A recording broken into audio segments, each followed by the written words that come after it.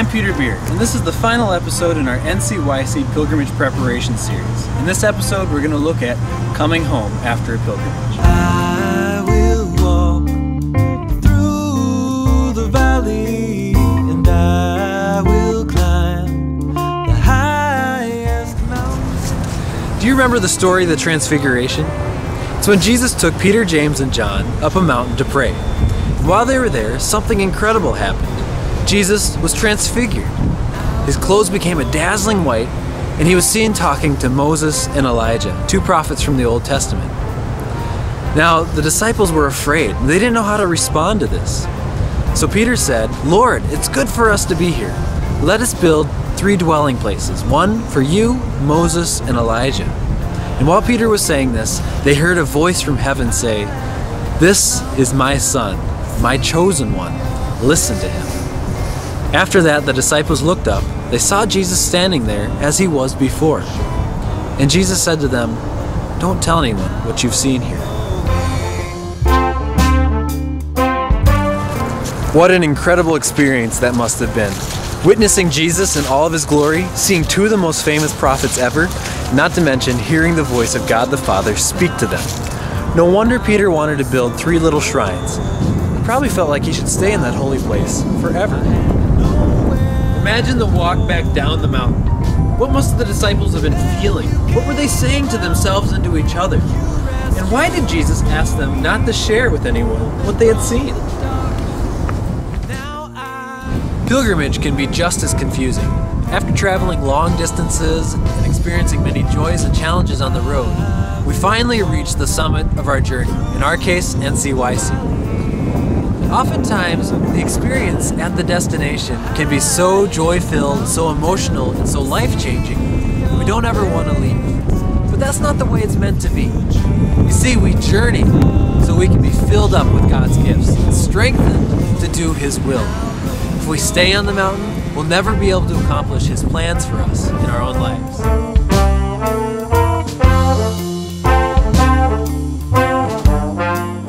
The road to NCYC and the conference itself are only part of the pilgrimage experience. The return home is equally important. However, this last leg of the journey is often overlooked. Think of family vacations you've been on. Isn't it much more memorable on the way out to the Grand Canyon than it is on the way back? For me, the return home always seems to take twice as long as it did to get out there. Oftentimes, we're tired out. We're sick of the people we're traveling with. We just want our own beds, and we miss our friends and family from home. So how do we make the most out of this last leg of the trip and make it just as meaningful as the first 2 parts of our pilgrimage?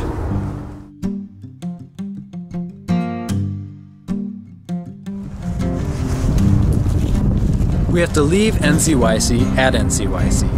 Peter wanted to stay on the mountain and build shrines, but that's not what God had in mind for him. God had other plans for the disciples, so they had to leave their experience on the mountain and return to the world. We have to do the same. NCYC will always be a part of us, and it'll be in our memories forever.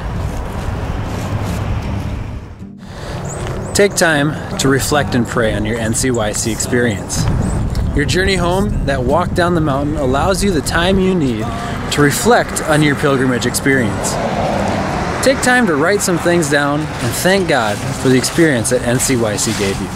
They were very, very, very, very true. Talk about NCYC with your fellow pilgrims.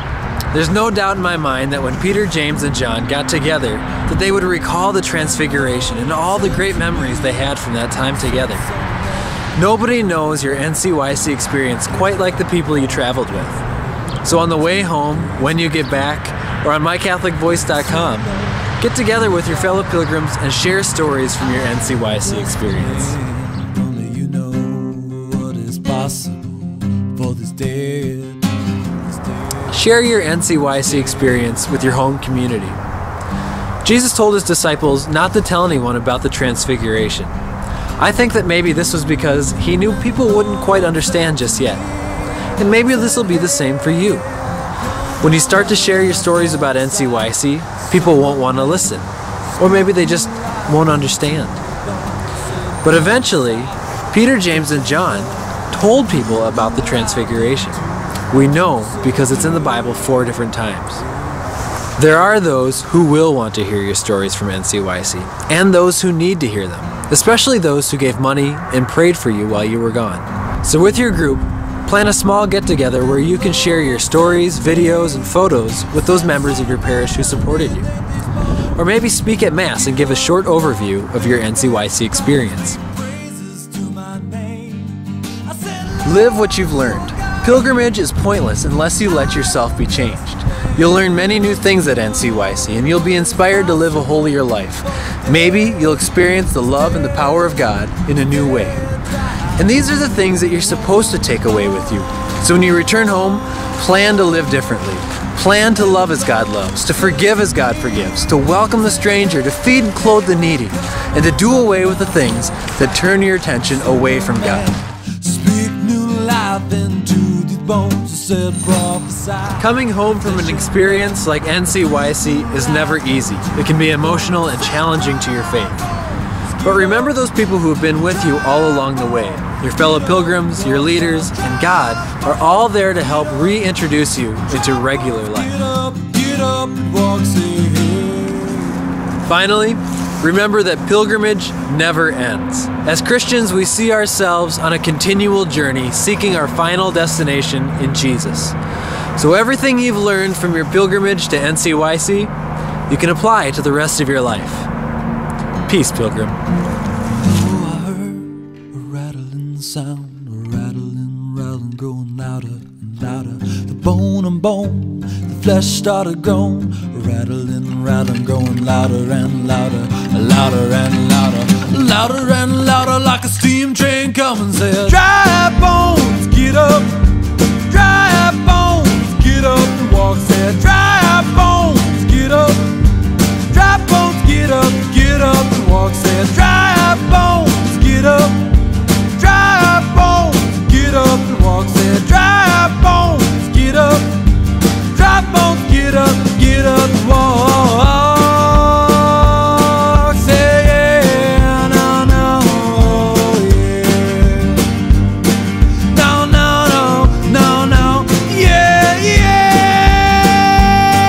Said, dry bones, get up, dry bones, get up and walk now. Dry bones, get up, dry bones, get up and walk. Said, dry bones, get up, dry bones, get up and walk now. Dry bones, get up, dry bones, get up and walk.